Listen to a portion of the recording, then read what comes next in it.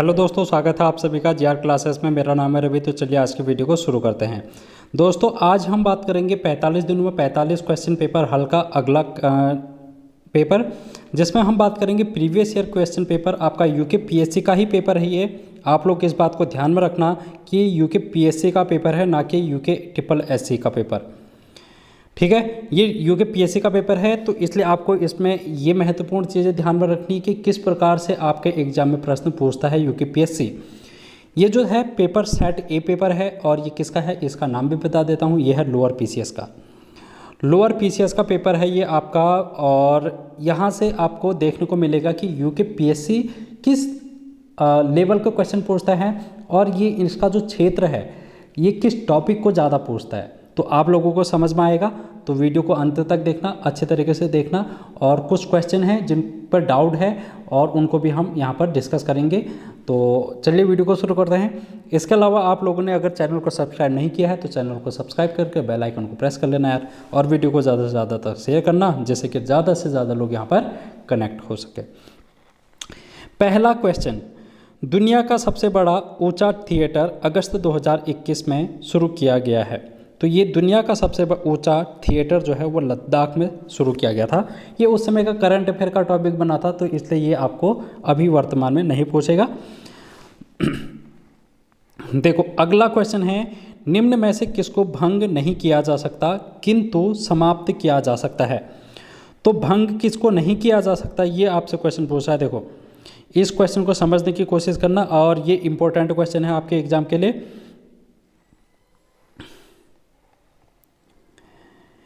अब भंग किसको किया जा सकता है, सबसे पहले लोकसभा है जिसको भंग किया जा सकता है। राज्यों में विधानसभा होती है जिसको भंग किया जा सकता है। लेकिन भंग किसको नहीं किया जा सकता, राज्यसभा को नहीं किया जा सकता, और राज्य विधान परिषद को नहीं किया जा सकता भंग। लेकिन क्वेश्चन यहाँ पर दो क्वेश्चन है। समाप्त किया जा सकता है, भंग नहीं किया जा सकता लेकिन समाप्त किया जा सकता है, ये क्वेश्चन है। तो समाप्त हम राज्यसभा को नहीं कर सकते हैं, इसलिए जो इसका राइट आंसर होगा वो राज्य विधान परिषद होगा, जिसको भंग नहीं किया जा सकता परंतु समाप्त किया जा सकता है। जैसे कि उत्तराखंड में राज्य विधान परिषद नहीं है, यानी कि इसका मतलब क्या है कि यहाँ पर इसको समाप्त किया गया है। आई होप आप लोगों को ये क्वेश्चन समझ में आया होगा। यहाँ पर बच्चे गलती कर जाते हैं। अगला क्वेश्चन है जो कि मैंने अंतिम 45 दिनों के महासंग्राम में भी ये क्वेश्चन आपको बहुत सारे करा रखे हैं, तो आपको आज की वीडियो में बहुत सारे क्वेश्चन हैं जो कि वहीं से देखने को मिलेंगे। डिट्टो क्वेश्चन इसके अलावा आपको बाहर से कहीं से नहीं देखने को मिलेगा। उत्तराखंड का जो 45 दिनों का महासंग्राम में करा रहा हूँ। देखो इंडियन पॉलिटी में मैंने आपको रिट कराई थी, याचिका कराई थी अनुच्छेद 32 के अनुसार। तो यहाँ पर क्वेश्चन क्या कह रहा है कि रिट के द्वारा किसी व्यक्ति को वह पद धारण करने से रोक सकता है जिसके लिए वह अधिकारी नहीं है।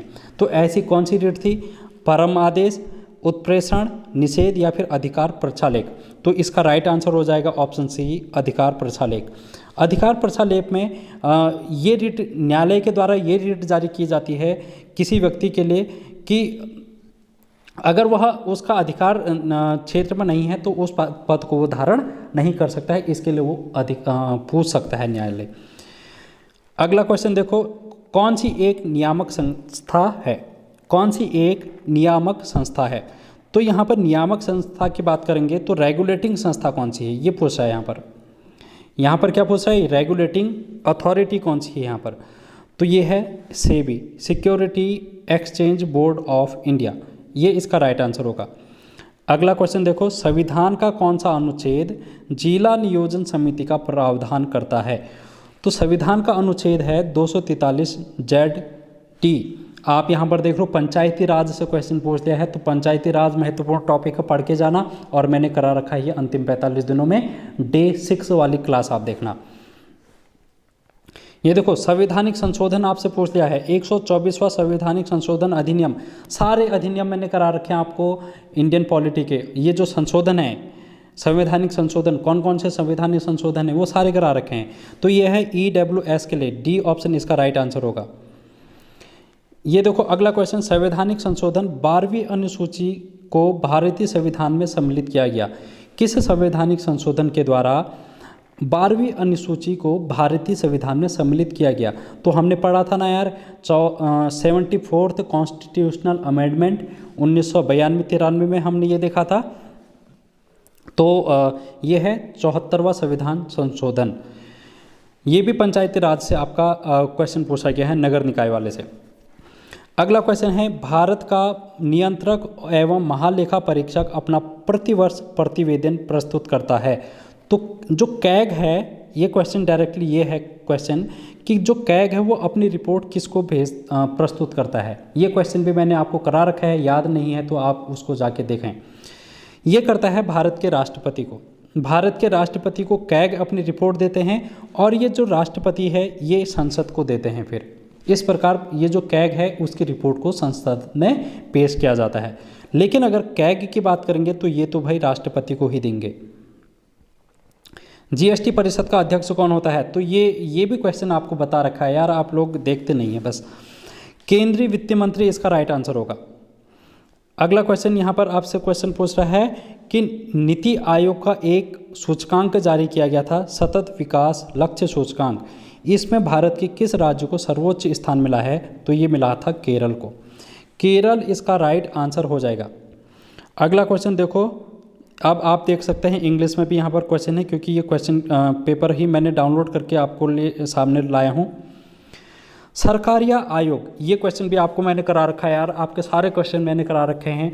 और ये 45 दिनों का जो महासंग्राम है ना, ये आपके लिए रामबाण सिद्ध होगा। अंतिम समय में फिर से कह रहा हूँ आप लोगों से, देखना बहुत ज़रूरी, देखना हर एक वीडियो को देखना, हर एक वीडियो से कोई ना कोई क्वेश्चन जरूर टपकेगा। सरकारिया आयोग का मुख्य कार्य है था, तो सरकारिया आयोग है, इसका जो कार्य है वो है केंद्र राज्य संबंध। जो केंद्र है और राज्य है, इन दोनों के बीच में जो संबंध स्थापित हैं उनके बारे में बात करता है सरकारिया आयोग। अगला क्वेश्चन है भाई देखो, यूएनडीपी की रिपोर्ट पूछ ले रहा है। क्या पूछ ले रहा है? यूएनडीपी की रिपोर्ट, यूनाइटेड नेशन डेवलपमेंट प्रोग्राम की मानव विकास रिपोर्ट 2020 के अनुसार विश्व में भारत का सूचकांक क्या है? तो विश्व में भारत का सूचकांक था 131। कब? 2020 में। 2020 की अगर हम बात करेंगे तो ये 131 हो जाएगा। लेकिन अगर हम अभी वर्तमान की बात करेंगे तो आपसे वर्तमान का क्वेश्चन पूछेगा, ये वाला क्वेश्चन तो पूछेगा नहीं। तो आपको याद करना है, एक अंक बढ़ गया है भारत का, तो ये हो गया है 132। अगला क्वेश्चन, वर्ष 2020-21 के लिए भारत में राष्ट्रीय स्तर पर खाद्यान्न उत्पादन लक्ष्य था। तो ये क्वेश्चन भी आपसे नहीं पूछा जाएगा क्योंकि 2021 का है, ये करंट अफेयर का टॉपिक था। तो जो क्वेश्चन आपके लिए इंपॉर्टेंट नहीं होंगे मैं उनको बता दूंगा, लेकिन आप इसका कमेंट बॉक्स में आंसर कर लेना यार, मेरे को बता देना इसका आंसर क्या है, ठीक है? आप लोग जल्दी से बताओ भाई इसका आंसर क्या है, 13वें का आंसर। तो कुछ क्वेश्चन मैं आपको होमवर्क के लिए भी दूंगा ताकि आप लोग भी तो मेहनत करो, कम से कम नेट में सर्च करो, कॉपी किताबों में देखो, ठीक है? हर क्वेश्चन का आंसर यहाँ पर आपको दिया तो जा सकता है, लेकिन आप लोग भी थोड़ी बहुत मेहनत करें तो आप लोग इसके लिए तत्पर रहें। खुले बाजार की क्रियाएं निम्न में से किस नीति की विशेषता है? खुले बाजार, ओपन मार्केट। तो ये ओपन मार्केट जो है OMO, इसको ओपन मार्केट ऑपरेशन बोला जाता है। और ये RBI की मौद्रिक नीति है जिसमें कि बैंक दर तैयार की जाती है, रिपो दर तैयार की जाती है, जो कि मौद्रिक नीति समिति के द्वारा की जाती है। तो ये जो सारे पार्ट हैं वो आपके क्या हैं? खुले बाजार की क्रियाएं मौद्रिक नीति से संबंध रखती हैं। अगला क्वेश्चन है, राष्ट्रीय खाद्य सुरक्षा mission, national food security mission कब शुरू किया गया? ये किया गया था 2007-8 में। तेंदुलकर प्रविधि के आधार पर वर्ष 2011-12 के लिए भारत की गरीबी दर कितनी थी? 11-12 के लिए भारत की जो गरीबी दर थी वो थी 21.92%। अगला क्वेश्चन है, निम्न में से सर्वोत्तम श्रेणी का कोयला कौन सा है? तो सर्वोत्तम श्रेणी का कोयला है एंथ्रासाइट। अगला क्वेश्चन आपसे ये पूछा गया है कि निम्नलिखित में से कपास की फसल के उत्पादन हेतु कौन सी मिट्टी सर्वोत्तम उपयुक्त है? तो कपास की खेती जो है वो काली मिट्टी में की जाती है। अब आप जल्दी से कमेंट बॉक्स में जल्दी से बता दो, क्योंकि ये मैंने करा रखा है मिट्टियाँ भारत की मिट्टी मैंने करा रखा है, उसमें मैंने कपास मिट्टी भी कराई है। आप ये कमेंट बॉक्स में बताओ कि किस जिले में, किस राज्य में कपास का उत्पादन सर्वाधिक मात्रा में किया जाता है। तो ये कमेंट बॉक्स में जल्दी से बताओ। अगला क्वेश्चन है भाई, 2011 की जनगणना के अनुसार भारत की साक्षरता दर है। तो भारत की साक्षरता दर, इस क्वेश्चन के आंसर के अकॉर्डिंग हम बात करें तो ऑप्शन डी होगा, लेकिन इन्होंने यहाँ पर क्वेश्चन के आंसर गलत दिए थे। गलत मतलब कहने का मतलब है कि 73% है भारत की साक्षरता दर वर्तमान 2011 के अनुसार। तो 73 तो ऑप्शन में है ही नहीं, तो इसलिए इन्होंने इस क्वेश्चन को क्या किया था, डिलीट किया था। तो आप लोग इसको ध्यान में रखना 73%, लेकिन अगर हम आयोग की बात करेंगे तो ये 74 इसके लगभग है, तो इसलिए इसको आंसर किया गया था। अगला क्वेश्चन है, मुख्य केंद्रीय क्षेप पृथक करता है। आपको यहाँ पर ध्यान में रखना है मुख्य केंद्रीय क्षेप, तो ये करता है वृहद हिमालय और लघु हिमालय को। ठीक है, वृहद हिमालय और लघु हिमालय को। ये क्वेश्चन भी, अगला क्वेश्चन हमने कर रखा है, संवैधानिक संस्था कौन सी है। कौन कौन सी संवैधानिक संस्थाएं हैं, ये अंतिम 45 दिनों का महासंग्राम में आप 6ठी वीडियो देखोगे तो उसमें मैंने, नहीं 5वीं वीडियो में मैंने करा रखा है कौन कौन सी संवैधानिक संस्थाएं हैं भारत में। तो इसमें आंसर हो जाएगा निर्वाचन आयोग। निर्वाचन आयोग का आप लोग एक काम करो, कमेंट बॉक्स में आंसर करके बताओ कि किस अनुच्छेद में निर्वाचन आयोग की चर्चा की गई है भारत के संविधान में। जल्दी से कमेंट बॉक्स में आंसर बताओ भाई।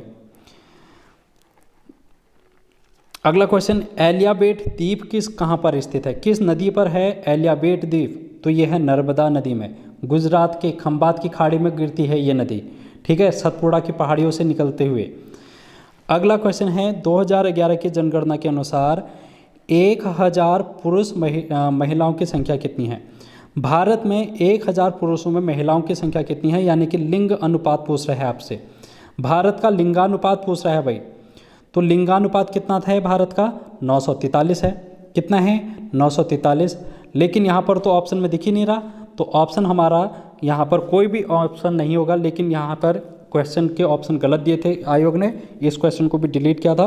तो आप लोग इसको 943 करेंगे। लेकिन अगर बच्चे इसमें क्या करके आए थे, बच्चे इसमें 940 करके आए थे। क्यों, क्योंकि इसको 943 के आसपास ही तो है ये, तो इसलिए इन्होंने इसको ज़्यादा प्रेफरेंस दी थी ज़्यादातर बच्चों ने। अगला क्वेश्चन देखेंगे भाई, ये हिमालय वाला प्रश्न भी आपको करा रखा है यार मैंने। नदियों के आधार पर हिमालय का वर्गीकरण सिडनी बुराड नामक वैज्ञानिक ने कर रखा था, ये भी हमने पढ़ा था।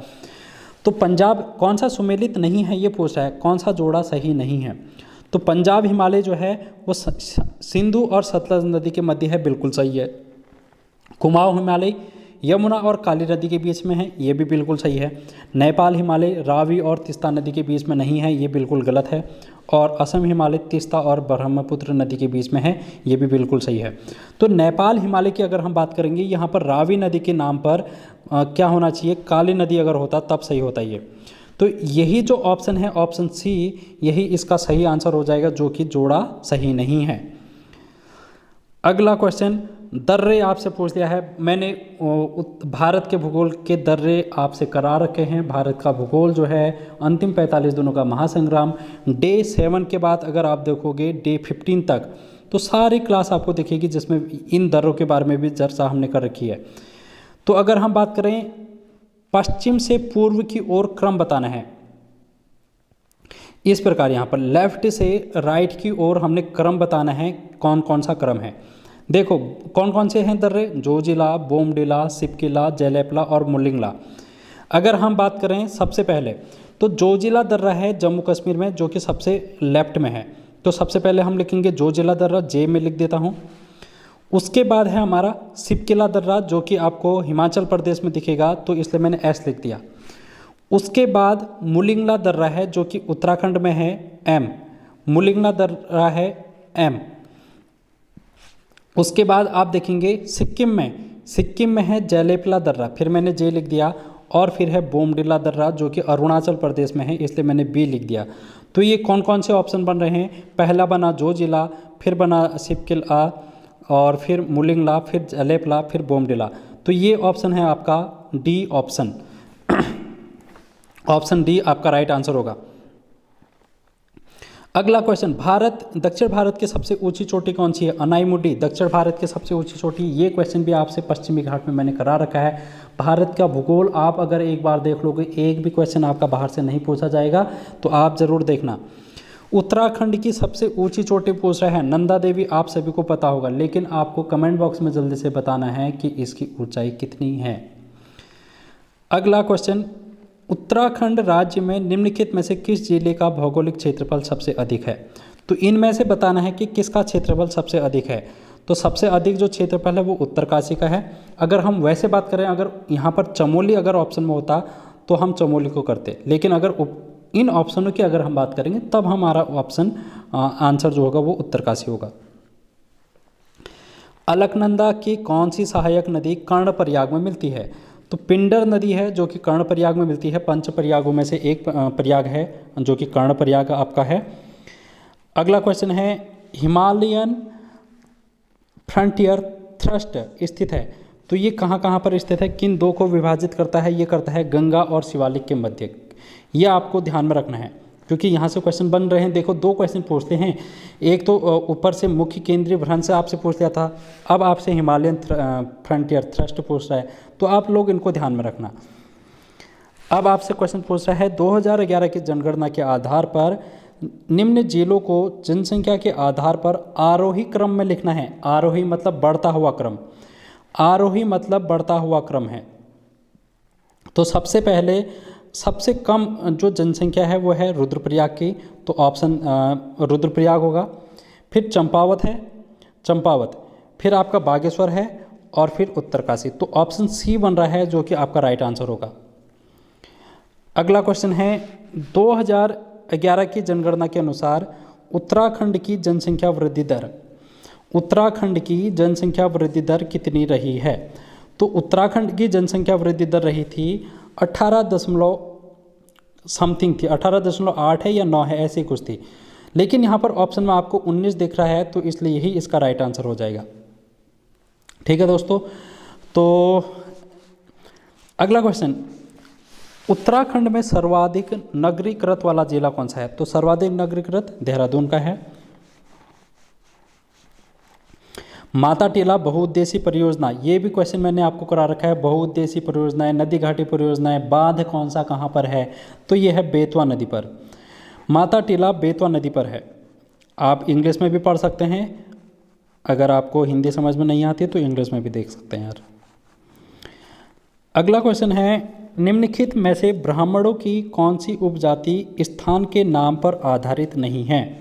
तो जोशी एक जाति है ब्राह्मणों की उपजाति जो कि स्थान के नाम पर आधारित नहीं है।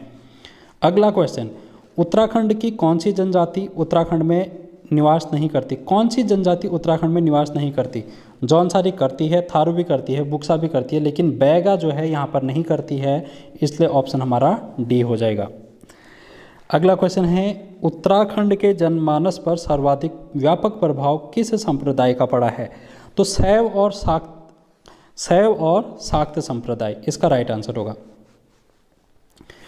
अगला क्वेश्चन है, कौन सी एक लोक गाथा नहीं है उत्तराखंड की? तो उत्तराखंड में हारुल एक लोक गाथा है, जागर भी है, रमोला भी है, लेकिन लाड़ी शाही इसका राइट आंसर हो जाएगा, ऑप्शन सी। अगला क्वेश्चन है, किस जनपद में हिल या जात्रा लोक नृत्य का आयोजन किया जाता है? हिल जात्रा, तो हिल जात्रा का संबंध है पिथौरागढ़ से, ऑप्शन सी। अगला क्वेश्चन, निम्नलिखित में से किस स्थान पर दुर्योधन और कर्ण की पूजा की जाती है? तो उत्तराखंड का ऐसा कौन सा स्थान है जहां पर दुर्योधन और कर्ण की पूजा की जाती है? तो यह है नेटवाड़, उत्तरकाशी। नेक्स्ट क्वेश्चन है, किस जाति की गणना हिमालय की प्राग ऐतिहासिक जातियों में नहीं की जाती है? तो यहाँ पर प्राग ऐतिहासिक जातियों की बात कर रहे हैं, कौन सी यहाँ पर जाति नहीं होगी? तो गंधर्व, यक्ष और किन्नर ये सभी जातियाँ हैं, लेकिन शक यहाँ पर प्राग ऐतिहासिक जाति नहीं है। अगला क्वेश्चन, तालेश्वर ताम्रपत्र में किस राजवंश और राजधानी का पता चलता है? तो पर्वताकार वंश है जिसका नाम वो है पौरव वंश और उसकी राजधानी ब्रह्मपुर। तालेश्वर अभिलेख, इस टाइप के क्वेश्चन आपके एग्जाम में बहुत पूछे जाते हैं, जो कि सूची 1 का मिलान सूची 2 से करो। यूकेपीएससी में ऐसे क्वेश्चन बहुत पूछे जाते हैं और आपको बताना है कि कौन सा कोड यहाँ पर सही है। अगर हम IMA की बात करेंगे, भारतीय सैन्य अकादमी, तो पहले का ऑप्शन हो जाएगा 3, पहले का हो जाएगा 3 देहरादून में। अगर हम बात करेंगे फूलों की घाटी, तो यह है चमोली में, तो 3 के बाद आ गया 1। अगर हम भेल की बात करेंगे BHEL, तो यह है हरिद्वार में, यानी कि ऑप्शन 2। पिंडारी ग्लेशियर कहाँ पर है? बागेश्वर में, तो ये बनेगा 4। तो हमारे पास कोड क्या बना? 3 1 2 4, 3 1 2 4 ऑप्शन बी में आपको दिखाई दे रहा है राइट आंसर। अगला क्वेश्चन हम चलेंगे, अल्मोड़ा, जिसको आलमनगर के नाम से जाना जाता था प्राचीन काल में, जब चंद वंश का यहाँ पर शासन था, तो इसके संस्थापक आपसे पूछ रहा है, तो बालो कल्याण चंद इसका राइट आंसर होगा। अगला क्वेश्चन है, 1658 में किस मुगल शहजादे ने श्रीनगर गढ़वाल में शहर ली थी? तो किसने शरण ली थी यहाँ पर? मुगल शहजादा कौन था? तो वो था सुलेमान शिकोह। कमेंट बॉक्स में जल्दी से बता दो कि उस समय यहाँ पर पवार वंश का कौन सा राजा था? पवार वंश का कौन सा राजा था जिसके दरबार में ये आया था? अगला क्वेश्चन है, उत्तराखंड में निम्न में से किस स्थान पर प्राचीन शिलालेख मिले हैं? तो कालची में मिले हैं, देहरादून में, कालची अभिलेख। अगला क्वेश्चन है, कुमाऊं राज्य के चंद वंश का अंतिम शासक है? तो चंद वंश में महेंद्र चंद, मोहन चंद नहीं, महेंद्र चंद, ठीक है। गूठ भूमि का अर्थ क्या है? तो गूठ भूमि जो है वो मंदिरों को दान में दी जाने वाली भूमि थी। अगर आपसे क्वेश्चन पूछ लिया जाए रौत भूमि क्या है? रौत भूमि, तो रौत भूमि सैन्य सेवा हेतु प्रदत्त भूमि थी जिनको दान में दी जाती है, ठीक है। रौत भूमि भी आपसे पूछ लिया जा सकता है। अगला क्वेश्चन है, हिमालयन डिस्ट्रिक्ट्स के लेखक कौन है? हिमालयन डिस्ट्रिक्ट पुस्तक है, इसके लेखक कौन है? तो यह है एटकिंसन। वीर चंद्र सिंह गढ़वाली योजना है, इसका संबंध उत्तराखंड में किस क्षेत्र से है? तो वीर चंद्र सिंह गढ़वाली योजना पर्यटन क्षेत्र से है, यह आपको ध्यान में रखना है। अगला क्वेश्चन, 2018 उत्तराखंड आर्थिक सर्वेक्षण के अनुसार उत्तराखंड में किस जनपद की प्रति व्यक्ति आय सर्वाधिक रही थी 2016-17 की? तो ये है हरिद्वार, ये है हरिद्वार, ऑप्शन सी। ये क्वेश्चन आपसे नहीं पूछा जाएगा अब आने वाले समय में, क्योंकि उतना खास क्वेश्चन है नहीं है, लेकिन उसमें पूछ लिया था, लोअर पीसीएस में बन गया था ये। अगला क्वेश्चन है, सुमेलित नहीं है। देखो सुमेलित करने के लिए बहुत क्वेश्चन आ रहे हैं आपके, कौन सा सुमेलित नहीं है? खिरसू, खिरसू देखो पौड़ी गढ़वाल में बिल्कुल सही है, औली चमोली में है, शीतला खेत अल्मोड़ा में है, लेकिन कौसानी ऑप्शन सी वाला जो है वो बिल्कुल राइट आंसर होगा, जो कि सुमेलित नहीं है। कौसानी अल्मोड़ा में, लेकिन पिथौरागढ़ में नहीं होगा, ठीक है।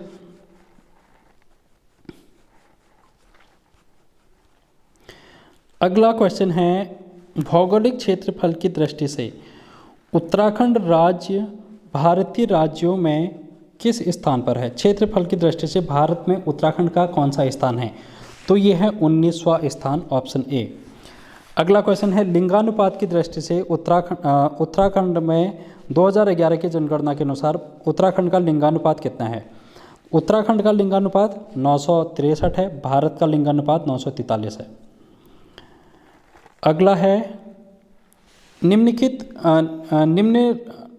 नामों में उस नेपाली राजा का नाम इंगित कीजिए जिसने 12वीं सदी के अंत में खसदेश, केदार भूमि और दानव भूतल प्रदेश पर राज्य किया था। तो यह है अशोक चल, ऑप्शन ए। 1191-92 में इसका माना जाता है कि इसने यहाँ पर आक्रमण किया था। 12वीं सदी का अंत अगर आपसे पूछ लिया गया तो 12वीं सदी का मतलब होता है सन 1100 से लेकर 1200 तक। बहुत से बच्चे कंफ्यूज कर जाते हैं, वो 12वीं सदी का अंत का मतलब ये सोच देते हैं कि 1200 से 1300 के बीच का। नहीं भाई, जब 12वीं सदी की बात कर रहा है तो 1100 से 1200 के बीच का क्षेत्र होगा, वो होगा डेट। नेक्स्ट क्वेश्चन है, चिपको आंदोलन कहाँ से शुरू हुआ था? तो ये है चमोली का रैणी गांव, ऑप्शन बी।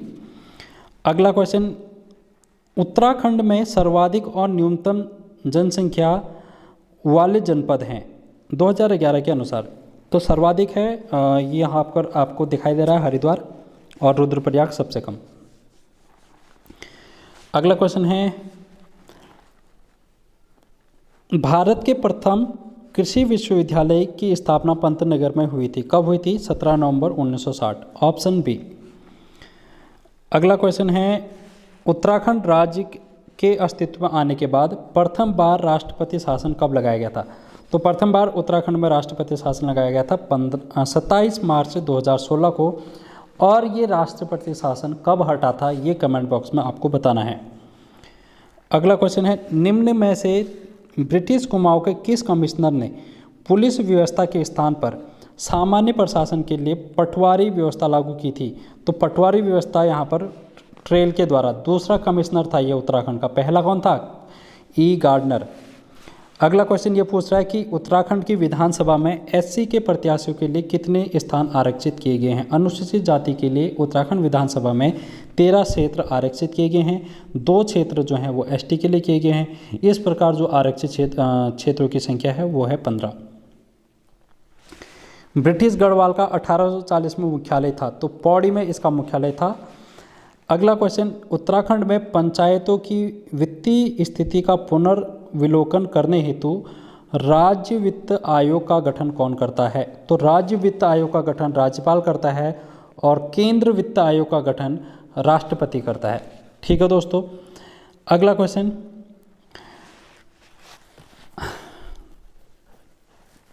अटल न्यू इंडिया चैलेंज, अटल न्यू इंडिया चैलेंज किस वर्ष प्रारंभ किया गया था? इस क्वेश्चन का आंसर आप कमेंट बॉक्स में करोगे, तो इसको आंसर कमेंट बॉक्स में जल्दी से आप करना। नेक्स्ट क्वेश्चन है, ग्रामीण एवं कृषि विकास समिति की स्थापना कहाँ की गई है उत्तराखंड में? तो ये की गई है हल्द्वानी में। अगला क्वेश्चन है, इसको भी आप कमेंट बॉक्स में करो जल्दी से। नैनीताल में राजभवन की स्थापना किस वर्ष से की गई है? क्योंकि ये क्वेश्चन मैंने आपको परीक्षा ये बिनसर एयर बुक सीरीज है उसमें करा रखा है, तो आप लोगों ने अगर वो देखा है तो आप लोग इसको सही कर लोगे। अगला क्वेश्चन है,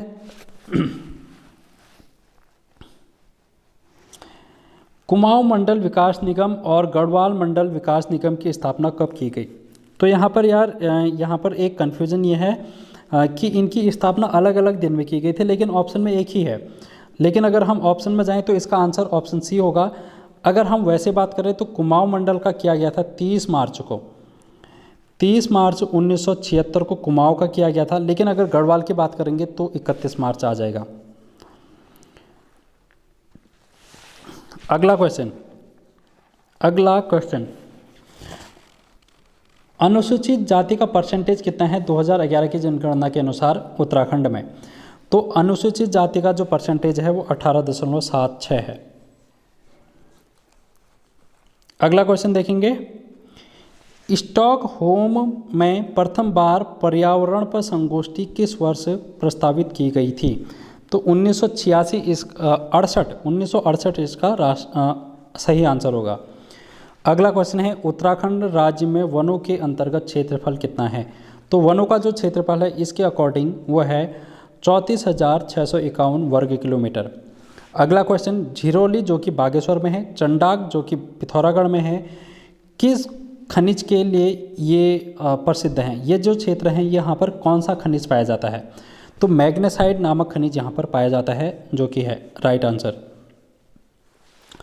सुगंध पादप केंद्र CAP उत्तराखंड के किस स्थान पर स्थित है? यह है सेलाकुई, देहरादून। अगला क्वेश्चन, 2011 जनगणना के अनुसार किस जनपद में महिला साक्षरता न्यूनतम थी? तो महिला साक्षरता न्यूनतम उत्तरकाशी की होगी, ऑप्शन सी। अगला क्वेश्चन है, हिमालय के लिए उत्तराखंड आजीविका सुधार प्रोजेक्ट प्रबंधित किया जाता है किसके द्वारा? उत्तराखंड ग्राम्य विकास समिति के द्वारा। अगला क्वेश्चन है, अब आपको फिर से सुमेलित करना है। देखो 3 से 4 क्वेश्चन सुमेलित वाले आपके क्वेश्चन पूछ लिए गए हैं अभी तक। सुमेलित करना है कौन सा कोड सही है। तो अधिकतम क्षेत्रफल वाला जिला कौन सा है उत्तराखंड का? इनमें से अधिकतम क्षेत्रफल वाला जिला कौन सा है, न्यूनतम क्षेत्रफल वाला जिला कौन सा है, अधिकतम जनसंख्या वाला कौन सा है और अधिकतम साक्षरता वाला? तो अगर हम बात करें हरिद्वार, ये है अधिकतम जनसंख्या वाला ज़िला, तो सी का बन जाएगा 2, सी का बन जाएगा 2। और अगर हम बात करेंगे अधिकतम क्षेत्रफल वाला ज़िला, तो अधिकतम क्षेत्रफल, तो उत्तरकाशी इसका राइट आंसर होगा। तो इस प्रकार आप देख रहे हैं ए का बन गया 3, तो ए का 3 कहाँ पर बन रहा है, देखो ऑप्शन सी और डी में बन रहा है ए का 3। अगर हम बात करें न्यूनतम क्षेत्रफल वाला ज़िला, तो ये चंपावत है।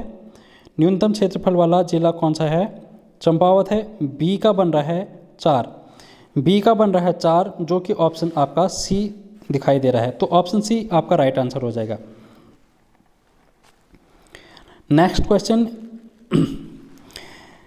निम्नलिखित में से कौन सी मद उत्तराखंड राज्य सकल घरेलू उत्पाद के आकलन में 2019-20 के दौरान प्राथमिक क्षेत्र में सम्मिलित नहीं है।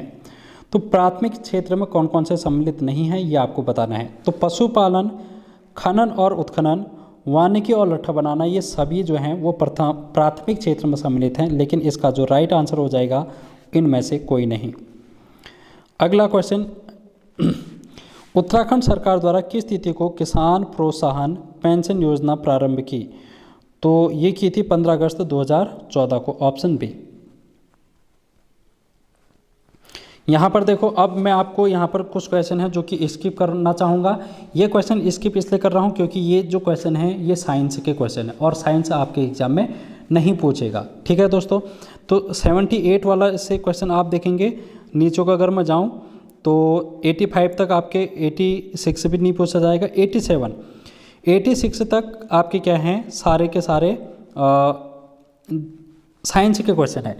लेकिन अब हम 87 में आएंगे तो यहाँ पर क्वेश्चन कह रहा है इंडियन ओपिनियन समाचार पत्र किसके द्वारा प्रारंभ किया गया है। तो इंडियन ओपिनियन की बात करेंगे तो ये है M.K. Gandhi ji.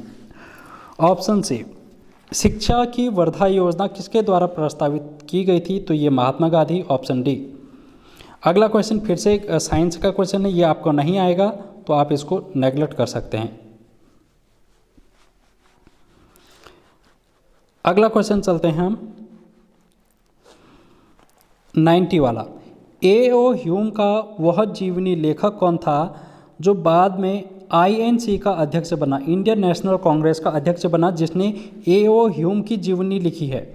A.O. Hume कौन था, A.O. ह्यूम यहाँ पर INC का संस्थापक था। इसकी जीवनी किसने लिखी थी, विलियम वेडरवर्न ने, ऑप्शन डी। 3 कठिया अनुबंध किस आंदोलन से संबंधित था। तो चंपारण आंदोलन 1917 गांधी जी के द्वारा, 3 कठिया पद्धति, ऑप्शन ए राइट आंसर। अगला क्वेश्चन है 16वें प्रवासी भारतीय दिवस की थीम क्या थी।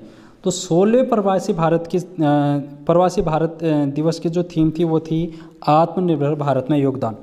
प्रवासी भारतीय दिवस किस तारीख को मनाया जाता है, इसको आप जल्दी से कमेंट बॉक्स में बताओ भाई। ये आपसे क्वेश्चन नहीं पूछा जाएगा क्योंकि 16वें की बात कर रहा है, तो ये उस समय का बना था करंट अफेयर, ये अभी वर्तमान का नहीं बनेगा।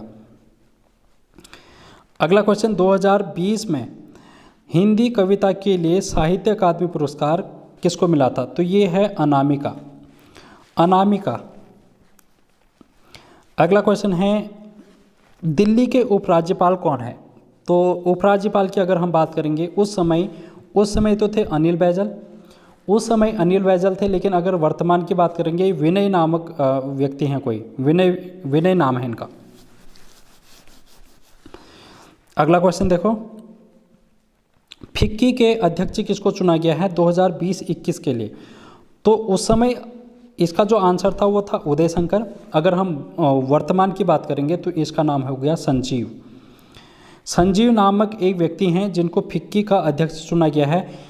ये क्वेश्चन आपके एग्जाम के लिए पूछे जाते हैं, तो मैं इनको कराऊंगा आपको करंट अफेयर में, ठीक है दोस्तों। आप लोग इसकी टेंशन मत लेना, करंट अफेयर की क्लास देखा करो, वहाँ पर मैंने 4 से 5 क्लास दे दी हैं, आप लोगों ने नहीं देखी है तो देखना, वहाँ पर से क्वेश्चन बनेंगे और आने वाले एग्जाम तक मैं आपको कराऊंगा करंट अफेयर।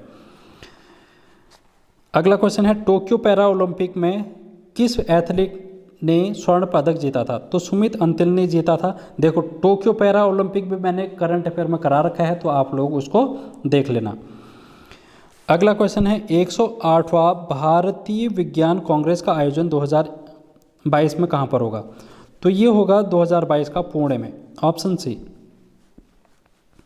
नोबेल शांति पुरस्कार किस देश ने जीता था 2021 का? तो ये फिलीपींस और रूस था 2021 का। अगर आपसे क्वेश्चन पूछा जाएगा नोबेल शांति पुरस्कार 2022 का, तो वो अलग क्वेश्चन बनेगा। नोबेल पुरस्कार को भी मैं अभी कराऊंगा आपको, तो आप लोग उसको वहाँ पर से देखना। अगला क्वेश्चन है, अंतर्राष्ट्रीय बालिका दिवस मनाने के लिए आयोजित एक दिन के लिए उच्च आयुक्त प्रतियोगिता की पांचवी विजेता कौन है? तो ये भी उस समय का करंट अफेयर है, ये भी आपसे नहीं पूछा जाएगा। लेकिन हाँ, ये जो लास्ट क्वेश्चन है ये आपसे पूछा जा सकता है कि भारत में विद्युत तार का जनक किसे कहा जाता है? तो ये है लॉर्ड डलहौजी को भारत में विद्युत तार का जनक इनको कहा जाता है। तो इस प्रकार हमारे 100 क्वेश्चन पूरे हो गए हैं। इसके बाद जो क्वेश्चन है आपको ये करंट ये रीजनिंग के क्वेश्चन आपको देख रहे हैं। देखो मैं एक बार आपको दिखा देता हूँ रीजनिंग के कुछ क्वेश्चन आपसे किस प्रकार के रीजनिंग पूछी जा सकती है। देखो यहाँ पर आप देख सकते हैं, स्क्रीनशॉट ले लो।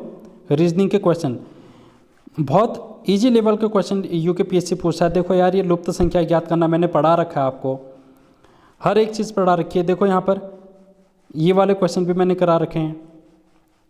ये देखो आयत गिनने वाले क्वेश्चन पूछ रहा है आपसे, ये क्वेश्चन मैंने आपसे करा रखा है।